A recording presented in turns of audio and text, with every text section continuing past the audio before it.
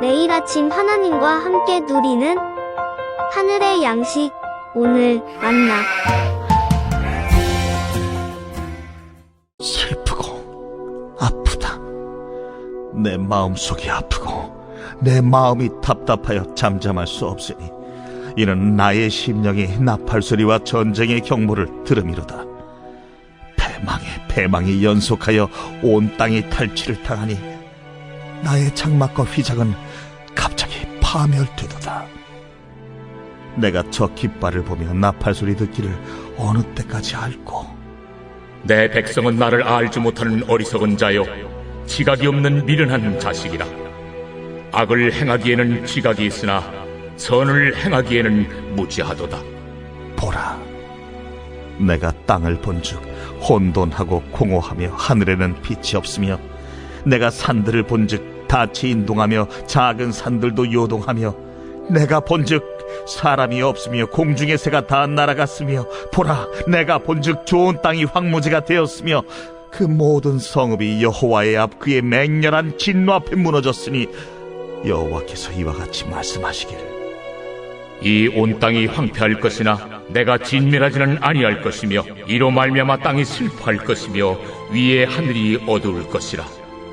내가 이미 말하였으며 작정하였고 후회하지 아니하였은즉 또한 거기서 돌이키지 아니하리라 하셨음이로다. 기병과 활 쏘는 자의 함성으로 말미암아 모든 성읍 사람들이 도망하여 수풀에 들어가고 바위에 기어 오르며 각 성읍이 버림을 당하여 거기 사는 사람이 없나니, 멸망을 당한 자여, 내가 어떻게 하려느냐? 네가 붉은 옷을 입고 금장식으로 단장하고 눈을 그려 꾸밀지라도 네가 화장한 것이 헛된 일이라. 연인들이 너를 멸시하여 네 생명을 찾느니라. 내가 소리를 들은즉 여인의 해산하는 소리 같고 초산하는 자의 고통하는 소리 같으니, 이는 시온의 딸의 소리라. 그가 헐떡이며 그의 손을 펴고 이르기를, 내게 화가 있도다. 죽이는 자로 말미암아 나의 심령이 피곤하도다 하는도다. 오늘 우리가 함께 읽은 본문 말씀에는 범죄한 유다 백성을 향해 하나님의 심판을 전하고 있는 선지자의 탄식과 그 심판으로 인해 유다가 마주하게 될 참상에 대하여 기록하고 있습니다. 하나님을 거역하여 하나님의 진노를 자처했던 백성들이 마주할 그 참상은 참혹했죠. 26절 말씀을 보면, 보라, 내가 본즉 좋은 땅이 황무지가 되었으며 그 모든 성읍이 여호와 앞에서 그의 맹렬한 진노 앞에 무너졌다고 말씀하고 있습니다. 28절에 이로 말미암아 땅이 슬퍼할 것이고, 31절에 그 고통은 마치 해산하는 여인의 고통소리와 같다고 말씀하고 있죠. 이러한 하나님의 심판을 기다리며 이 예레미야의 마음이 어떠했을까요? 하나님을 거역한 채 그 마음에 악을 품고 악한 행위를 멈추지 않으면서도 여전히 평강을 외치는 거짓 선지자들의 말에 안심을 하며 하나님께 반응하지 않는 이 백성들을 바라보며 이 선지자의 심령이 어떠했겠습니까? 19절 말씀을 보면 선지자의 탄식을 이렇게 표현하고 있습니다. 슬프고 아프다. 내 마음속이 아프고 내 마음이 답답하여 잠잠할 수 없으니, 이는 나의 심령이 나팔소리와 전쟁의 경보를 들음이로다. 하나님의 재앙이 임하였다는 그 긴급한 신호인 나팔소리를 들었음에도 불구하고 백성들은 여전히 22절에 어리석고 지각이 없는 미련한 자와 같이 살아가고 있을 뿐이었습니다. 그러나 예레미야는 임박한 하나님의 심판 앞에서 그 심령이 상하였던 것이죠. 슬프고 아프고 그 마음이 답답하여 잠잠할 수가 없었던 겁니다. 한마디로 애통함이 선지자의 마음에 가득했던 것이죠. 그러면 우리에게도 이 예레미야와 같은 이러한 애통함이 우리 안에 있는지 살펴볼 수 있어야 합니다. 성도의 삶은 슬픔과 애통을 빼놓고는 설명할 수가 없습니다. 그 이유가 무엇이냐면, 거듭난 성도 안에는 내재하는 죄의 세력과 그리스도로 말미암은 구원의 은혜가 함께 공존하기 때문이죠. 성도는 구원으로 인하여 매일같이 기뻐하지 않을 수 없습니다. 이는 그리스도 안에 있는 그 생명의 성령의 법이 죄와 사망의 법에서 자신을 해방시켰음을 알고 있기 때문이죠. 그러나 그 기쁨 이면에 성도는 슬픔과 탄식을 매일같이 토해낼 수밖에 없는 겁니다.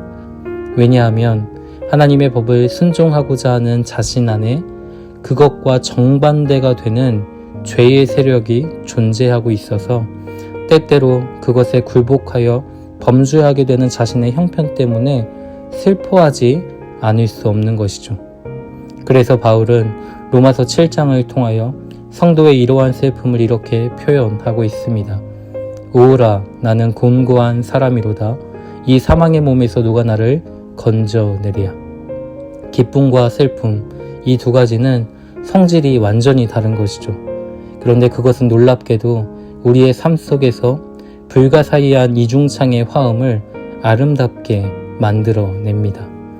구원으로 인한 기쁨이 높이 솟아오르면 하나님의 거룩하심 앞에서 자신의 부패함을 더 깊이 바라보게 되고, 따라서 자신의 부패함으로 인한 슬픔도 깊어지게 되는 것이죠. 그런데 자신의 부패함으로 인한 슬픔이 깊어지면 깊어질수록 아무런 가치도 없는 자신을 구원하여 주신 그리스도로 인한 기쁨으로 성도는 껑충 뛰어오르게 된다라는 것입니다. 그러니까 이 기쁨과 또 슬픔이 서로를 풍성하게 하면서 성도를 더욱 성숙함으로 이끌어 가는 것이죠. 그러나 예레미야가 활동했던 그 시대의 백성들은 이러한 아름다운 진리의 균형을 잃어버렸습니다. 자신의 부패함으로 인해 하나님의 심판을 초래하였지만 그 현실을 직시하지 못하였죠. 죄에 대한 슬픔도, 하나님과 자신의 관계를 스스로 고칠 수 없는 무능함에 대한 슬픔도 찾아볼 수가 없습니다. 22절에 말씀함과 같이 악을 행하기에는 지각이 있으나 선을 행하기에는 무지한 모습 뿐이라는 것이죠. 하나님으로부터 주어지는 긍휼과 또 사랑이 없이는 하나님과의 깨어진 관계를 해결할 수가 없는데, 그렇기에 더 간절히 하나님을 찾고 하나님의 은혜를 간구하는 애통함이 필요한 것인데, 그 상하고 통회하는 마음이 사라져버린 모습들 뿐입니다. 그런데 이 모습이 본문에 기록된 그 시대의 모습 뿐이겠습니까? 어쩌면 오늘을 살아가는 우리 자신도 이와 크게 다르지 않을 거라고 생각을 합니다. 복음이 주는 그 유익과 즐거움, 그리고 성공에는 관심을 기울이고 있으나 온전하지 못한 우리 자신을 하나님께 의탁하며 애통함으로 주의 긍휼과 은혜를 구하는 일에는 마음을 쏟지 않는 그 완고함이 우리 안에 있음을 발견하게 되는 것이죠. 그러나 사랑하는 성도 여러분, 하나님께서 구하시는 제사는 상한 심령이라고 말씀하고 있습니다. 상하고 통회하는 마음을 주께서 멸시하지 않으시는 것이죠. 30절에 붉은 옷을 입고 금 장식으로 단장하고 눈을 그려 꾸밀지라도 그 화장한 것이 모두 헛된 일이 되듯 하나님의 진노를 자각하고 또 허영과 허망한 모든 길에서 돌이켜 하나님을 간절히 찾는 그 상한 심령이 우리에게도 필요하다라는 겁니다. 상한 마음은 무능력해진 마음입니다. 이전에 즐거워하던 죄악된 일들에 대하여 활력을 잃게 된 상태를 이르는 말이죠. 그것은 말씀 속에서 나의 죄와 또 죄로 인한 비참함을 발견하기 때문입니다. 그러나 그 죄와 죄로 인해 빚어진 그 비참함 속에서 벗어날 수 있는 유일한 길은 그리스도의 십자가와 부활에 있기에 통회하는 마음으로 또 자복하는 마음으로 하나님의 긍휼과 은혜를 구하는 자세가 우리 안에 있어야 하는 것이죠. 이러한 마음을 하나님은 멸시하지 않으시는 겁니다. 27절에 온 땅이 황폐할 것이나 진멸되지 아니하는 것은 오직 하나님의 긍휼과 사랑 때문이라고 말씀하고 있는 것이죠. 사랑하는 성도 여러분, 오늘을 살아가는 우리 안에 이러한 상한 심령이 회복되기를 소망합니다.